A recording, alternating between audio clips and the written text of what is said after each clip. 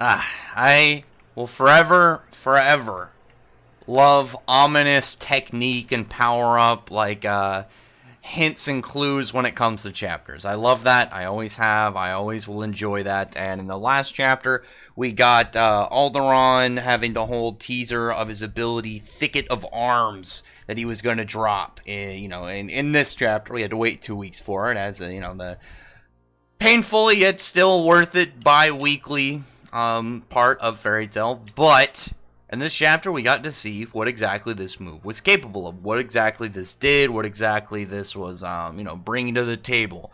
And it had a lot of interesting simplicity, and yet a lot of really cool usage, as well as extremely overwhelmingly powerful when you think about, like, just what exactly the small things that it did really amount to.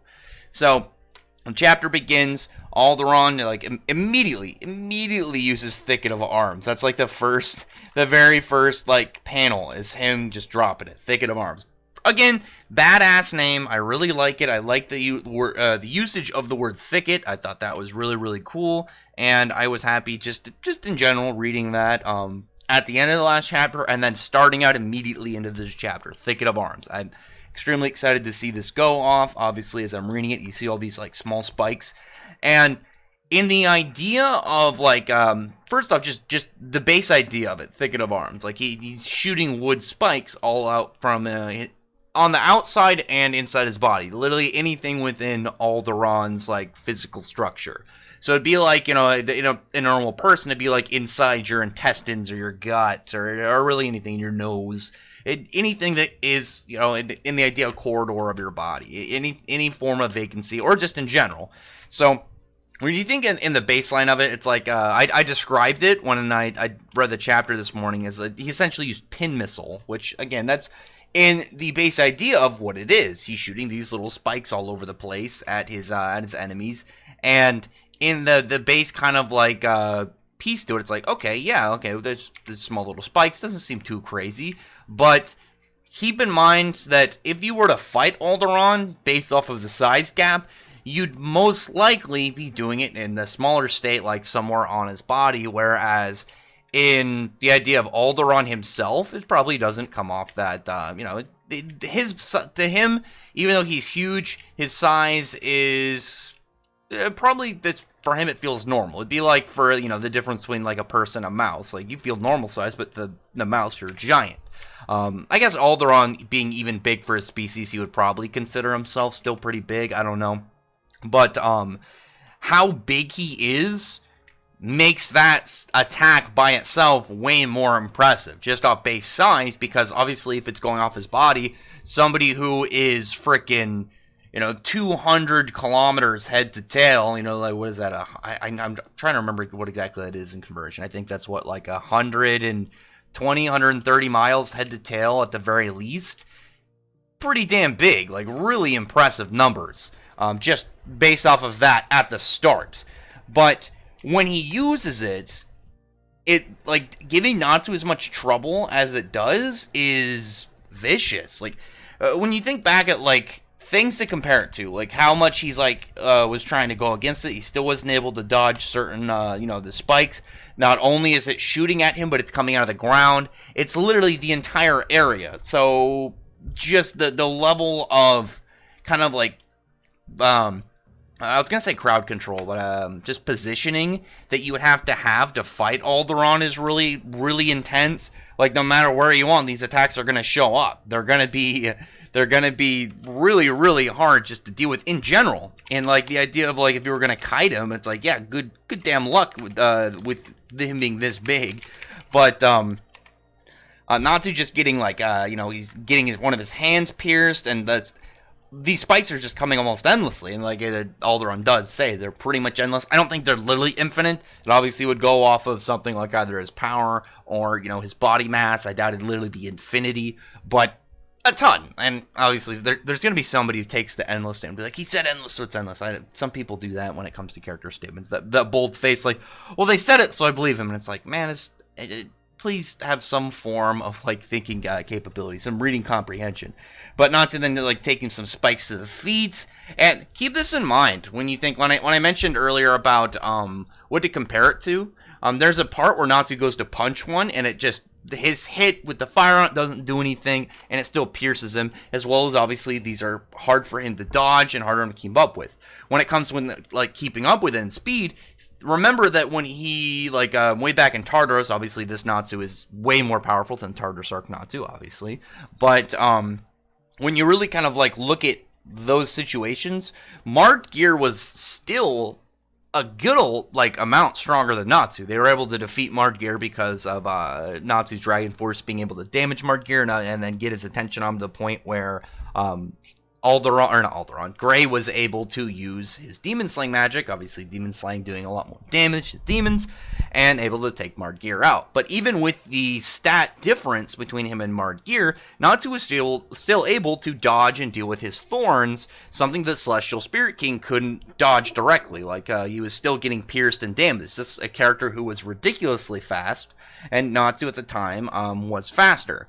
But here, he's not as fast. Like, he's faster in the overall, like, thing. But, I mean, like, in comparison to, like, the speed gap between what, Marred Gear Natsu versus Aldoron Natsu, clearly Aldoron, even in this weakened state, is still dropping an attack that he's having a lot of trouble dealing with. That's, again, really impressive. And when I was talking about him trying to punch one of the wooden spikes and it not really, him not really getting the damage off, keep in mind, again, also to Dragon Cry, where Natsu was able, with just his physical strength, not even including magic or anything involved, his physical strength was able to shatter Stellanium, which is harder than diamonds. So, these wooden spikes, especially when you look at, in the last chapter, when Gajeel got some of the spikes coming, like, just in general, like, the wooden tendrils kind of coming at him, they didn't pierce his body. Like, they were able to do damage. Like, they just put an iron coating on him, it wasn't able to pierce him. And these ones just messed him up. So clearly these are way stronger, but also, like I said, they're clearly more powerful than Stellanium, which stronger than Diamond. So that tells you a lot of what these are in general capable of in both speed, AoE, consistency, the total quantity of them. Like, they're very overwhelming, and on top of that, very dense, and clearly they do piercing damage, which before hacks, like, piercing damage is gonna be one of the best ones because of how much, like, force it's putting in such a small level of surface area in that single point. But Natsu was getting viciously brutalized in that fight for a minute. But as it were, I do like the fact that Aldoron isn't, even though it'd be cool for him to kind of be like his mind in two places at once, I do like that he has to switch between his God Seed avatar and his actual body. I still think that's really cool. I like that as a feature for his character, because it does add a level of making him feel like a big boss fight, and not just like, oh yeah, this is an enemy we're fighting. Aldoron himself is like, if you were playing a video game, he's like the level and the boss fights at the same time. Not just one, because we know about the God Seeds, and even if you defeat the God Seeds, they'll grow back, because you have to take down Aldoron really to defeat the God Seeds. And on top of the small Aldoron God Seed, you have the big one, but he has to switch between the two. I think that's really cool. But he goes to shoot some of the spikes. Gajeel gets in the way, blocks it from some of the Fairy Tail members from getting skewered. And there was a little bit of a size inconsistency, because like you see it, they're like dots, but the fact that you'd be able to see them at all in this one is still pretty. It's just one of those things where it's obviously not the best scale. Like, there are dots in this panel just so you can see them as Gajeel is protecting them, because Gajeel being like as tall around, he's around as tall as Aldoron is leaning up, and from the math I've done, that makes him somewhere around between 60 to 70 probably kilometers tall. And so, like, these guys are obviously not even that big in comparison to him, so I guess he should be able to at least fit one of the cities on him. So he's got to be way bigger than in reality in the panel you see as, like, the spikes hitting him. But it's probably just, so you can visually see them on the panel. But Gajeel getting skewered up, like I said, very impressive. Obviously, this attack is way more powerful than the generic kind of like wood tendrils that he sends him. But as they're fighting, I do really like to see Aldoron go from spot to spot and then switching between them again. Putting in, instead of like a bunch of small spikes, he puts in one big one. I'm curious to know how many of these he can use, like, in succession of the big ones, because he shoots this big spike. It looks like it skewers Gajeel. He actually gets lucky because the timer for Brandish's spell runs out, and he was able to shrink down in a span of time to where the spike missed him, which... In like one way, it's like, okay, cool, the convenience of timing saved him, but in reality, it's sort of in a way, but not really, because, for one, that attack I don't think would kill him because it was in the abdomen, and Brandish being there, she could easily shrink the size down. But I think it was just, a really intense, like, oh shit scene, and then you're like, okay, you're okay. But when you think about, like I said, the idea, it's like, okay, yeah, he survived it, but now they don't have somebody fighting Aldoron on the big front. Now he's done. They don't really have anything really to go in there. But the spike missing him, and you see how big it is compared to mountains. Like, mountains are nothing compared to it. It's way bigger, and it shatters like this level of terrain that like is easily. I would say it's got to be twice. It's as wide as like 2 Aldorons. It looks really damn big, and that's just from one spike. It doesn't look like it caused any damage to him, which is another thing. Gajeel's attacks don't look like they did anything to Aldoron. They look like they've been inconveniencing him, which again, it's like, it's something, it's causing, giving Natsu some aid, but at the same time, it's clearly not going to be like the big altering point of this fight. I still personally don't think they're going to beat Aldoron this arc. I can see them defeating the God Seed Aldoron and making it so Aldoron has to maybe kind of like, for X reasons, he's got to go meet up with Selene or something in order to kind of get his God Seed body restored or something. Maybe he's like, I have to take some time to recover from my God Seeds, and then he's got blah blah. I guess I'll take this time to go see Selene or something like that, to where he's hindered in time, but he's not weakened or he's not taken out. Because I don't really see how they can beat Aldoron at the moment. There's still a possibility, but based off of like how damaged they are, how much how low on magic they are, I don't really see them, at least at the moment, defeating Aldoron. I feel like they need inside or outside help or something, but given we got that with Mercephobia, and it was the part of the reason why that outside help, it's not the same as just like a character popping up and changing the scenario. It was because it was the surprise. It was setting up a different dragon god, and obviously the stuff with between the setting up the connections between Ignia and Igneal. I think that in general was a very interesting part to have right now in the story. And so like when you had it at the time, I think as the story piece, I think that outweighed like some of the idea of convenience of it, but that being the first dragon god we saw, him not really being entirely him because of the White Witch having control over Mercephobia and everything involved in there. It's like, okay, yeah, sure. It was more of like a taste and setup of dragon gods and what's to come in the future. Whereas Aldoron, we're getting like a straight dragon god showing. We've got this big ass dude. He's dangerous. We are getting like his full force, and we're seeing what exactly he's bringing to the table. So I don't really want.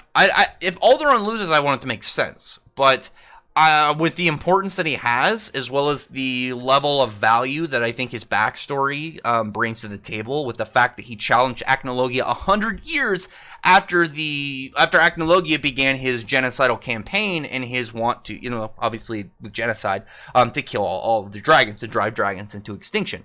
The fact that we know, like, I was pretty happy the fact that I was able to work that out based off the timeline.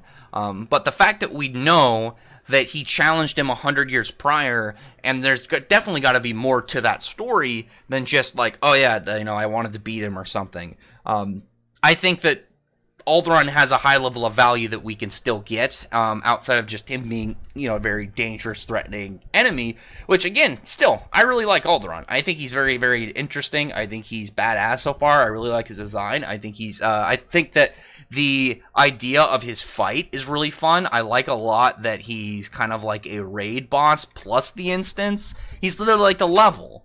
I remember I can just think of parts of like God of War where you have levels on like any of like the giant horses. Was it God of War 2? And when you're like messing with Atlas and stuff.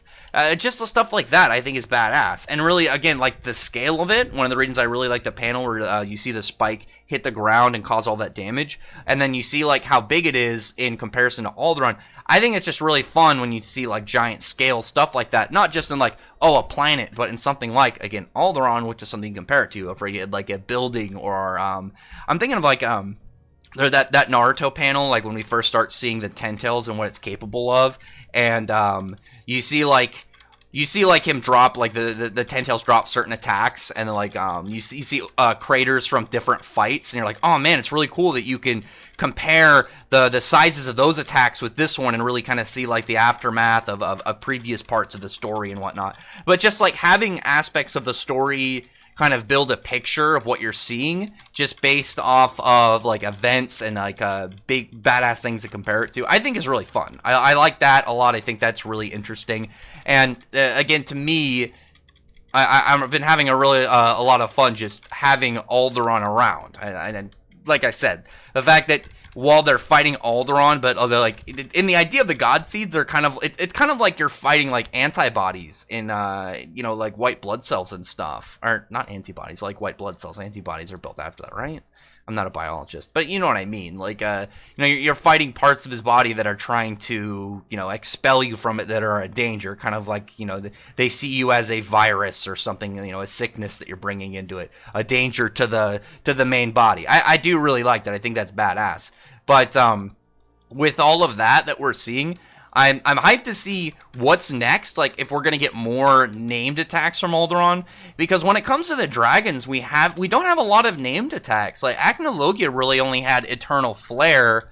Irene had a bunch, so I guess Irene is a little bit of the standout because hers was based more around like even though she was a dragon slayer, obviously, that became a dragon, but she was based more around her enchanting abilities instead of just straight using dragon abilities, which, again, is fine. I guess, really, when you think about, like, her just plain straight dragon abilities, Du Senma is really all she sort of had. In reality, like I said, she's kind of an exception, but, like, we don't get a lot of dragon abilities in the series. Like, even when Acnologia went into his, like, full form, it's not like he...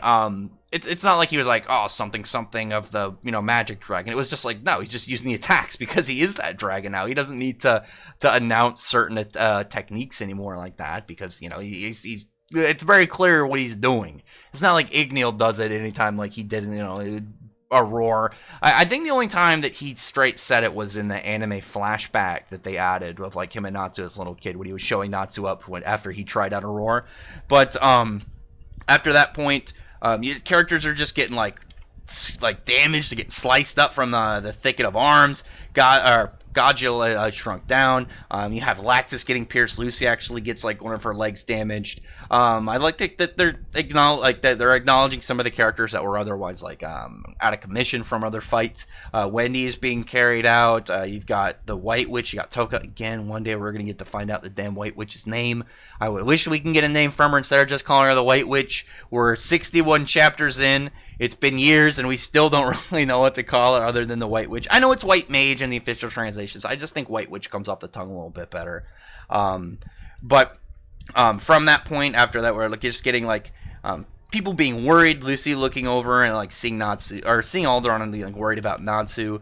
And again, like they're running in like parts of the town and stuff, but like really when you see Aldoron's like head in the distance, really you know how far that is. Like again, I think that's really cool in when you take into account the size of him and you realize like, oh, his head's right there, but it's not really right there. It's really, really far away because we know Aldoron is huge. His head is gigantic. It dwarfs mountains.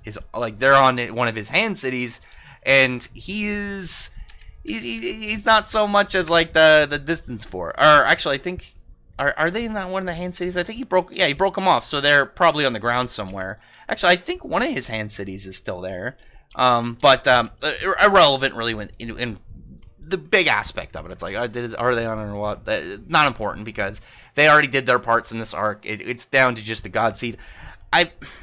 I'm still not too sure if they're going to beat Aldoron. I don't think so. I think they can beat the God Seed because we know he's weaker. It'd be like, what was the point of adding in that weaker aspect unless it's something for later, like in an actual fight? Because out of the Dragon Gods, I'm fine with all of them being big group victories. The only one of them that I think needs to be one-on-one is Ignia. I think Natsu needs to beat Ignia one-on-one, obviously for, because their ties to Ignia and stuff, it being two fire dragons, even though one is Dragon Slayer. But there's a lot in there that, again, like I said, I do personally think that one needs to be one-on-one, and I think by that point, I think Ignia needs to go down last. The only character that I would say, after Ignia for, the whole Dragon Gods is if there is a secret one that Eleftheria is doing something. I still am suspicious of Eleftheria.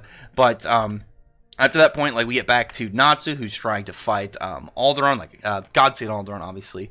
And Aldoron's just like, that's not happening. You're gonna get it. You're every single step you take, you're getting a chance to get stabbed. It's just gonna hinder you, and it's gonna possibly set up getting stabbed some more. And there's still a couple vital spots. Let's get hit. You're in some trouble.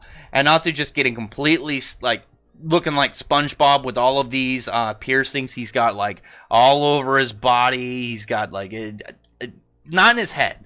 He's not looking like Gray back in the Grand Magic games yet, but Natsu's just completely pierced up, and Aldoron's like, all right, that's good, walk away. And Aldoron, obviously in reality, not in reality, to most characters, because in reality it's okay, well, you're going to try and reality a giant wood dragon dude, but in most characters, they be done. Natsu's not going to go, Natsu can, he can get staggered a bit, but he's not going to go down until he literally can't fight anymore. He's not going to be like, damn, I guess I'm just going to lay here, I'm probably going to lose. No, until he's either dead or completely unable to fight, he's going to keep getting up.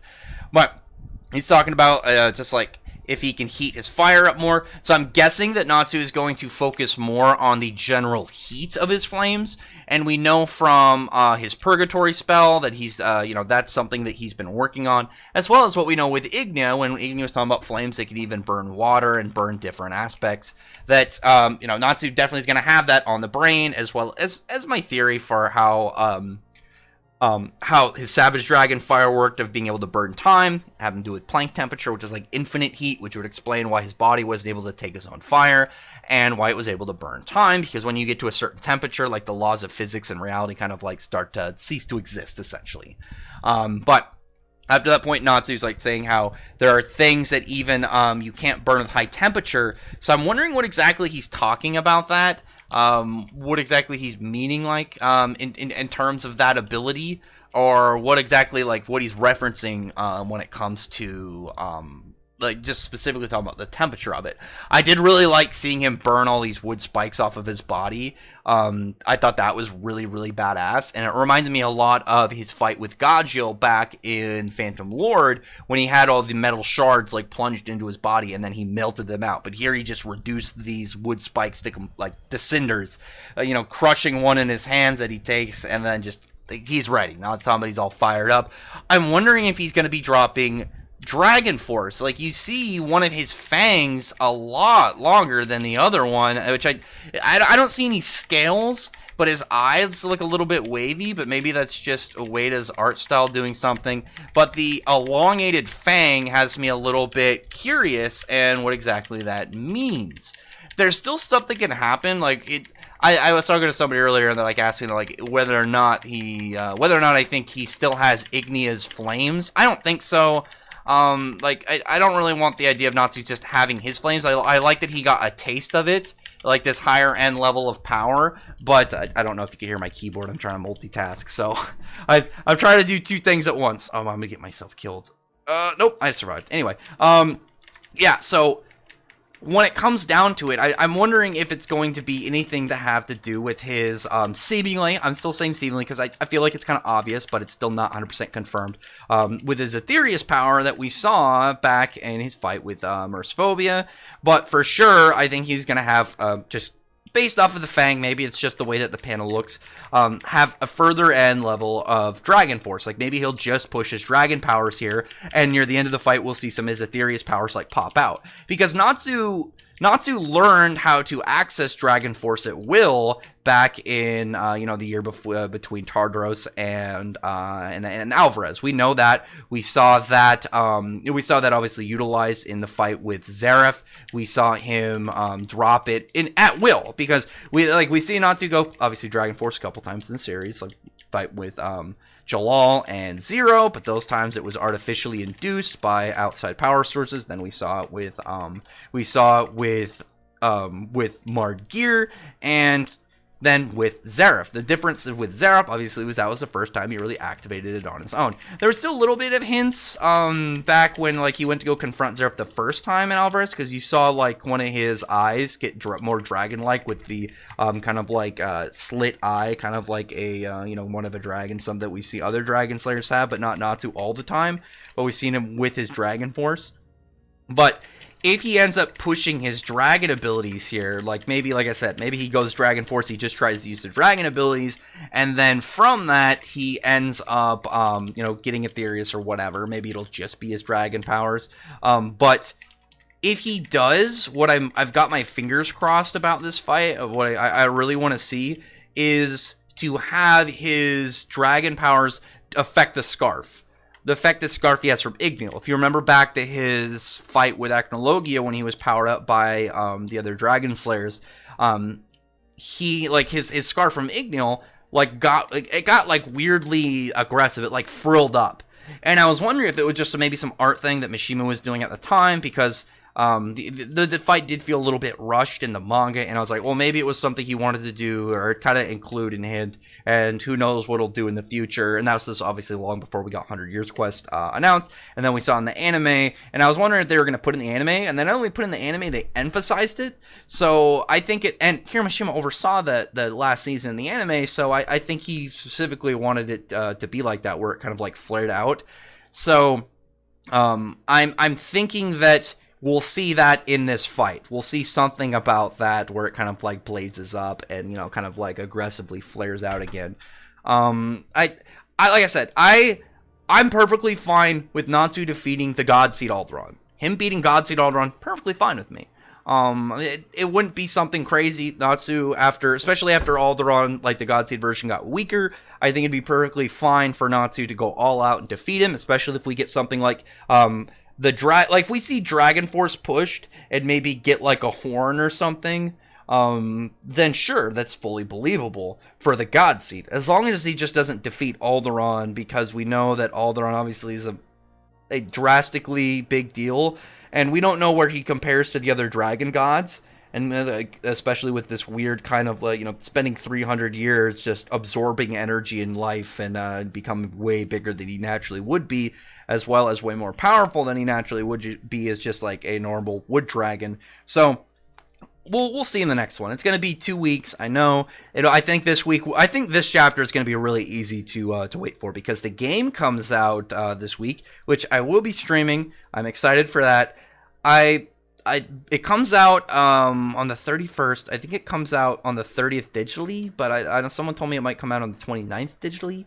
Either way, I'm gonna play it. I'm really looking forward to it, and I'm gonna probably, I don't know if it's gonna have 2 saves. I might have a stream, if it has multiple saves, I'm gonna have a stream save and then an offline save, just in case if I want to play it. I mean, I guess honestly, if I wanted to play it, I could easily just stream it and talk to people while I do it. I don't know. Either way, it's going to be fun. I think this next chapter is going to be really exciting to see Natsu kind of just push himself. And, again, I think that the elongated fang isn't just oh, yeah, I don't think it's just a panel, because it's definitely way bigger than normal. And whether or not I think it's a big deal, I think will be very quickly answered in the next chapter. I don't think it'll be something kind of just put in and then glossed over, especially when you think about it's emphasized, I think, is the bigger thing, because you look at the other side of his mouth, you can see the bump from the other fang, and we've seen Dragon Slayer fangs throughout the series. They're not this big. This is a really big fang.